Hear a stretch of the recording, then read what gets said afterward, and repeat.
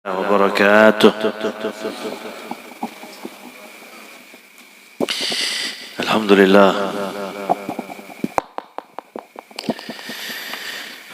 لله رب العالمين، والصلاة والسلام على أشرف الأنبياء والمرسلين سيدنا محمد وعلى آله وصحبه أجمعين. أشهد أن لا إله إلا الله رب العالمين، وأشهد أن سيدنا محمد رسول الله رحمة للعالمين. اللهم صل على سيدنا محمد صلاة تغفر بها الذنوب وتصلح بها القلوب وتنطلق بها العصوب وتلين بها الصعوب، وعلى آله وصحبه ومن إليه منسوب. اللهم صل على سيدنا محمد صاحب النسب الشريف وعلى آله وصحبه وسلم. اللهم صل على سيدنا محمد قمر الوجود في هذا اليوم وفي كل يوم وفي يوم الموعود، سرا وجهرا في الدنيا والأخرى، وعلى آله وصحبه وسلم. اللهم افتح بيننا وبين قومنا بالحق وأنت خير الفاتحين، آمين. رب اشرح لي صدري ويسر لي أمري واحلل عقدة من لساني يفقهوا قولي، أما بعد. بسم الله الرحمن الرحيم. رضي الله عنكم. وقال رضي الله عنه: أركان الإسلام 5: شهادة أن لا إله إلا الله وأن محمدا رسول الله، وإقام الصلاة، وإيتاء الزكاة، وصوم رمضان، وحج البيت من استطاع إليه سبيلا، مع الإخلاص والتصديق. فمن لم يكن مخلصا فهو منافق، ومن لم يكن مصدقا بقلبه فهو كافر، إلى آخر ما قال رضي الله وأرضاه. Jamaah sekalian yang dirahmati Allah, Majlis Zainul Abidin Kandang Jaya, alhamdulillah kita bisa kumpul bersama kembali, sama-sama untuk kita belajar mendengarkan daripada kalam-kalam ulama, hadis-hadis Nabi Muhammad, dan juga tentunya firman-firman Allah Ta'ala. Sebagaimana kelanjutan daripada majlis sebelumnya, di dalam kitab Risalatul Jami'ah yang disusun oleh Al-Imamul Habib Ahmad bin Zain Al-Habashi, Arkanul Islami 5. Rukun Islam ada 5.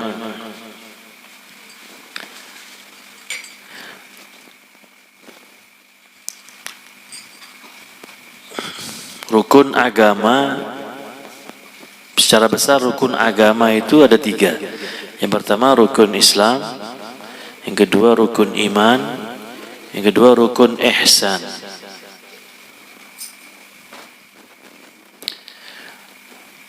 Sekarang kita masuk di dalam rukun Islam.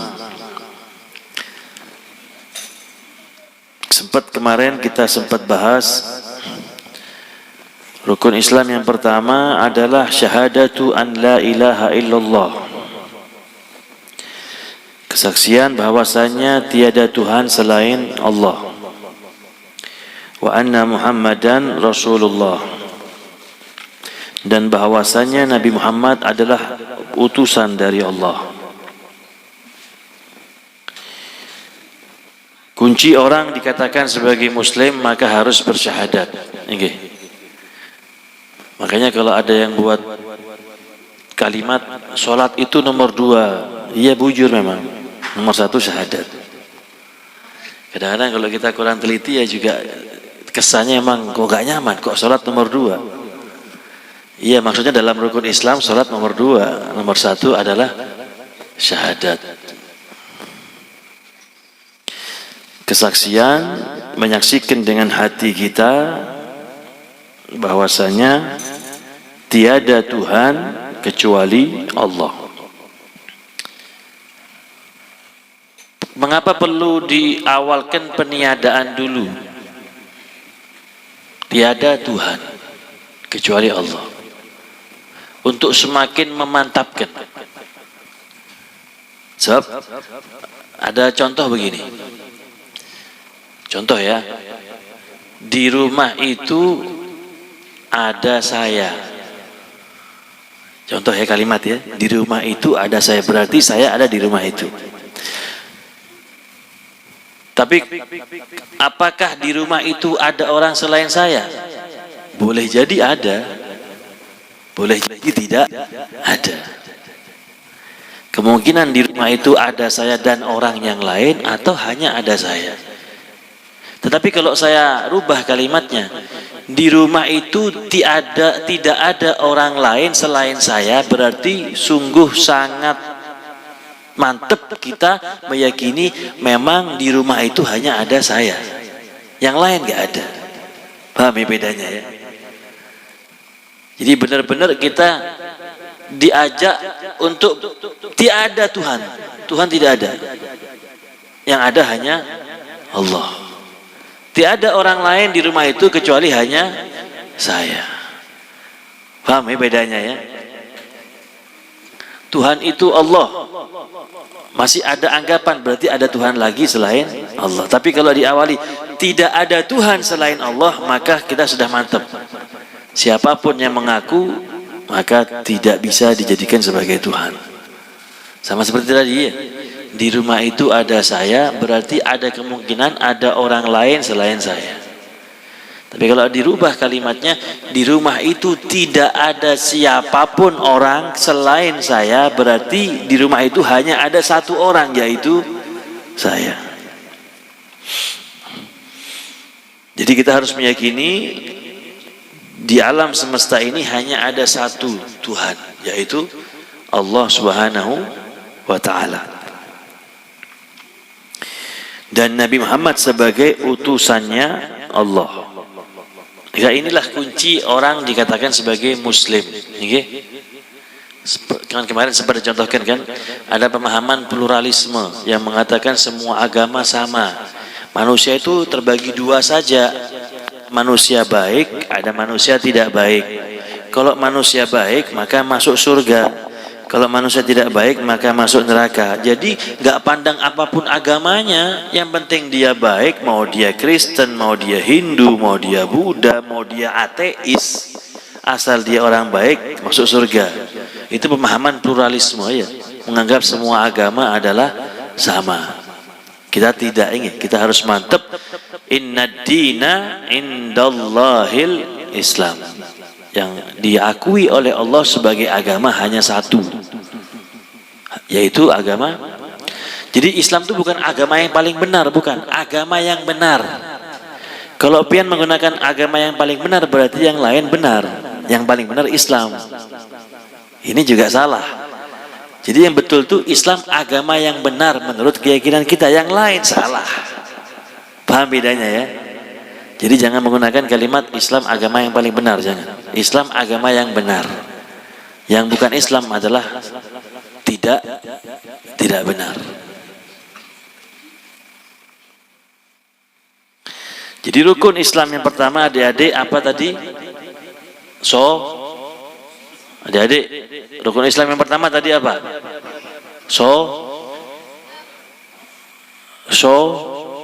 Syahadat. Jangan ngomong sendiri, jangan pepandiran sendiri. Dengerin ya, dengerin. Jadi rukun Islam yang pertama adalah syahadat. Diucapkan dengan lisan dan dibenarkan dengan hati dan dibuktikan dengan perbuatan. Ada orang lisannya mengaku Islam, tapi hatinya kadang meyakini, itu ngarannya munafik. Lisannya berkata lain, hatinya berkata lain, itu ngarannya munafik. Bermuka banyak mukanya itu, berubah-ubah seperti bunglon.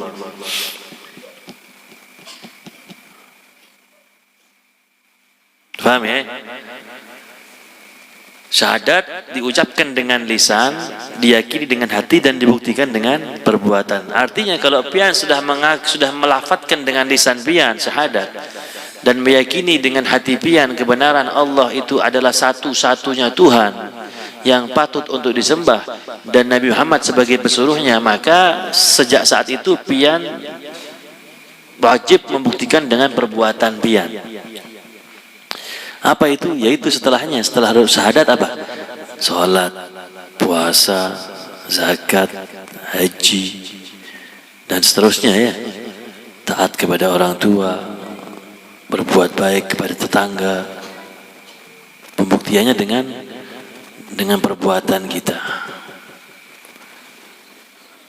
Adakah orang yang meyakininya dengan hati tanpa mengucapkan dengan lisan? Ada.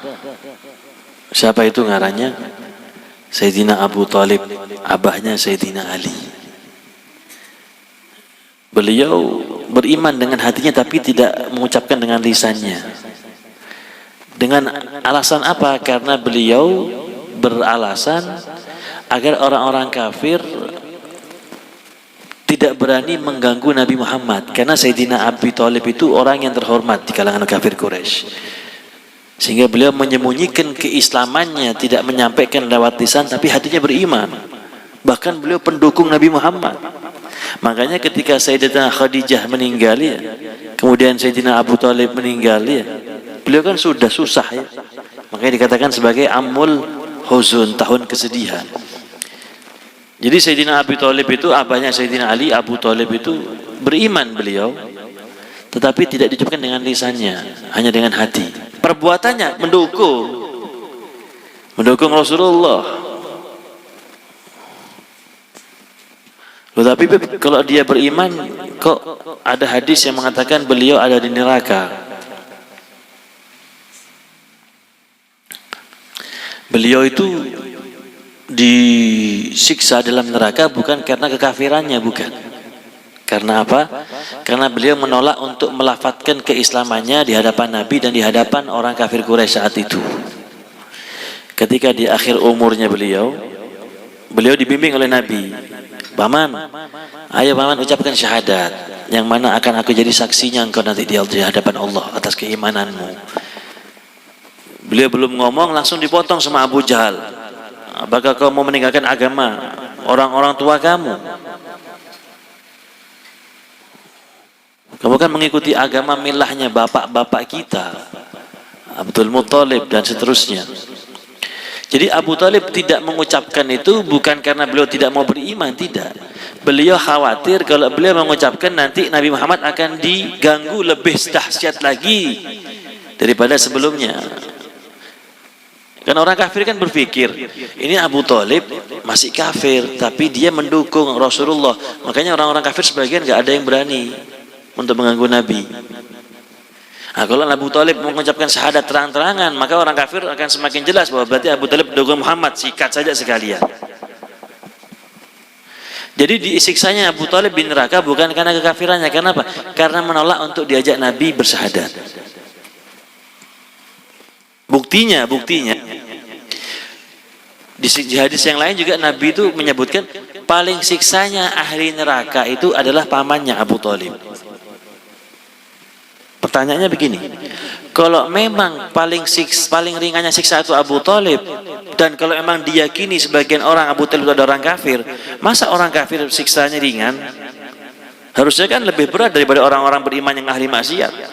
Bukankah nanti ada juga orang-orang yang beriman disiksa di neraka sebelum masuk surga, yang mungkin tidak sholat, tidak haji, tidak zakat, banyak melaksanakan maksiat, mereka disiksa. Tapi ternyata paling ringannya siksa adalah Abu Thalib. Itu menunjukkan Abu Thalib disiksa bukan karena kekafirannya, tapi karena beliau menolak ketika Nabi untuk menuntun beliau menolak itu gak boleh. Menolak ajakan Nabi itu besar dosanya. Jadi dimasukkannya neraka Abu Thalib bukan karena kekafirannya, tapi karena menolak diajak Nabi ucapkan syahadat. Paham ya? Jadi habaib khususnya mereka para habaib meyakini Abu Thalib itu wafat dalam keadaan iman, walaupun imannya tidak ditampakkan dengan lisan, tapi ditampakkan dengan dukungannya kepada Nabi Muhammad dalam dakwahnya Nabi Muhammad SAW. Kalau dikatakan Abu Thalib itu kafir, maka siksanya lebih berat. Sebab apa? Begini ya, kita ini kan kalau ada orang Islam yang bermaksiat kan disiksa sama Allah ya, tergantung dosanya. Yang nggak sholat akan dapat siksaan nanti di neraka, yang nggak puasa, yang nggak zakat, yang nggak haji. Kalau orang kafir gimana? Orang kafir disiksa juga, ya disiksa dengan kekafirannya dia disiksa, dan juga dengan dia tidak melaksanakan syariat Islam juga disiksa. Faham ya? Misalnya satu orang muslim, dia nggak sholat, dia akan disiksa oleh Allah di neraka dengan sholatnya, itu akan jadi hukuman buat dia. Tapi orang kafir, yang dia kafir dan tentu kan nggak sholat, dia dapat dua siksaan. Siksaan atas kekafirannya dan siksaan atas meninggalkannya sholat darinya. Paham ya? Jadi orang-orang kafir itu walaupun nggak Islam, dia itu nanti di neraka disiksa meninggalkan haji, disiksa tidak melakukan zakat, disiksa karena dia tidak menjaga kemaluannya dari berzina, disiksa karena meninggalkan sholat. Siksaannya lebih berat.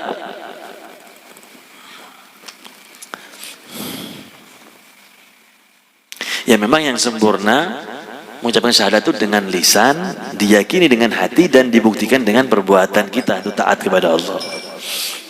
Tapi kan Abu Thalib punya alasan saat itu, dan buktinya efektif saat itu beliau. Orang-orang kafir sebagian gak ada berani mengganggu Nabi Muhammad karena ada Abu Thalib. Bahkan ketika itu mereka mengajak dialog Abu Thalib, sampaikan sama anak-anak saudaramu, yakni ponakanmu Muhammad.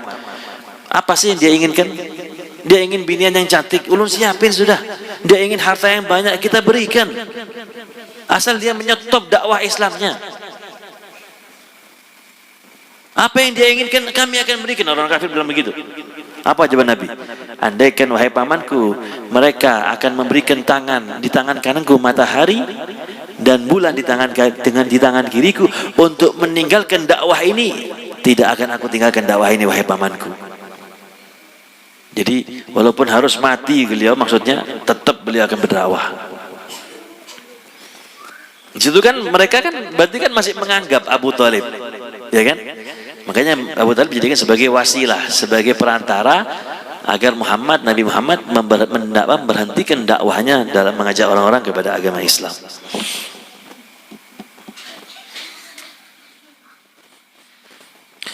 Yang kedua, rukun Islam yang kedua apa adik-adik? Tangan kanan minumnya. Sholat. Apa itu sholat? Sholat itu secara makna ya. Sholat itu makna secara bahasa itu ad-du'a. Sholat adalah doa.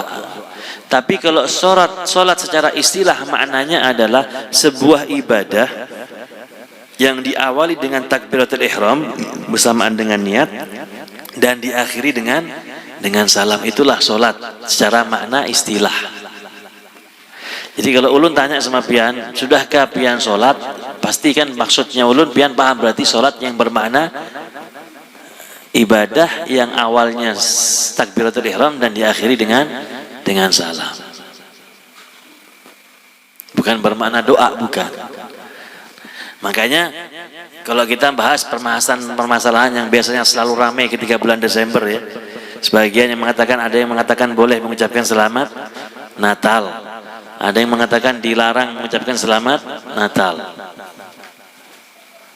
Nah kalau kita bahas ya, Natal itu secara bahasa artinya hari lahir ya, secara epistemologi ya bahasa ilmiahnya. Secara terminologi, secara istilah, Natal adalah maknanya hari lahirnya Nabi Isa sebagai anak Tuhan. Paham bedanya ya? Natal secara bahasa, sebagaimana sholat secara bahasa artinya doa, Natal secara bahasa itu artinya hari lahir. Sedangkan secara istilah, Natal adalah hari lahirnya Nabi Isa sebagai anak Tuhan menurut pemahaman kaum Kristiani. Makanya ulama yang mengatakan gak boleh, nggak boleh pian mengatakan selamat Natal, sebab kalau pian mengatakan selamat Natal, walaupun pian niatnya hanya mengatakan hari lahirnya Nabi Isa dalam hati pian, tapi ketika pian ucapkan itu kepada orang Kristen, selamat hari Natal ya, maka berarti dia merasa dibenarkan imannya dengan pian. Kenapa? Ketika dia mendengar kalimat selamat Natal, yang ada di pemahaman pemikirannya adalah hari lahirnya Nabi Isa sebagai anak Tuhan. Paham? Sama seperti tadi, kalau ulun tanya, sudahkah pian sholat? Pasti pemahaman di pikiran pian, sholat bermakna sebuah ibadah yang diawali dengan takbir dan diakhiri dengan salam. Mereka juga begitu. Kalau pian ucapkan selamat Natal sama mereka, berarti mereka merasa dibenarkan keyakinannya bahwasanya memang Nabi Isa lahir sebagai anak Tuhan di hari itu. Itu masalahnya. Harusnya kan kalau ada kemungkaran, kita kan nggak boleh membenarkan, harusnya kan malah menasihati. Ya, jadi mending jangan ngomong. Toleransi itu gak harus mengucapkan, menjaga lana a'maluna walakum a'malukum, atau yang lebih populer lakum dinukum waliyadin. Ya ulun tanya sama pian, sudahkah pian sholat? Yang pian pahami apa maknanya? Sholat bermakna doa apa sholat bermakna ibadah? Seperti sholat duhur, asar, maghrib, isya, subuh. Apa yang pian pahami? Kalau ulun tanya, sudahkah pian sholat? Apa yang pian pahami? Safruddin, pian sudah sholat? Sudah. Pasti yang dia pahami sholat isya berarti kan? Bukan sholat bermakna doa. Orang Kristen juga begitu. Kalau kita ucapkan, temanku orang Kristen selamat Natal ya, yang dia pahami, dia itu merasa dibenarkan dengan ucapan pian. Berarti pian membenarkan keyakinan dia Nabi Isa sebagai anak Tuhan lahir hari itu. Padahal kan kita gak boleh membenarkan kemungkaran. Nabi kan bilang, man ra'a minkum mungkaran falyughayyirhu biyadihi fa illam yastati fa bilisanihi fa illam yastati fa biqalbihi fadzalika adaful iman atau kama qala. Barang siapa man ra'a minkum mungkaran, barang siapa di antara kalian melihat kemungkaran, falyughayyirhu biyadihi, maka rubahlah kemungkaran itu dengan tangan, dengan kekuasaan. Kalau itu kemungkinan dikerjakan oleh adik kita, rubah dengan tangan kita. Adik kita bermain pisau, berbahaya, ambil dengan tangan kita. Fa illam yastati' fa bilisani. Oh, yang bermain, yang berbahaya itu, yang berbuat maksiat itu kakak kita atau orang yang lebih tua dari kita. Kita gak mungkin kita ambil langsung. Ya dinasihatin.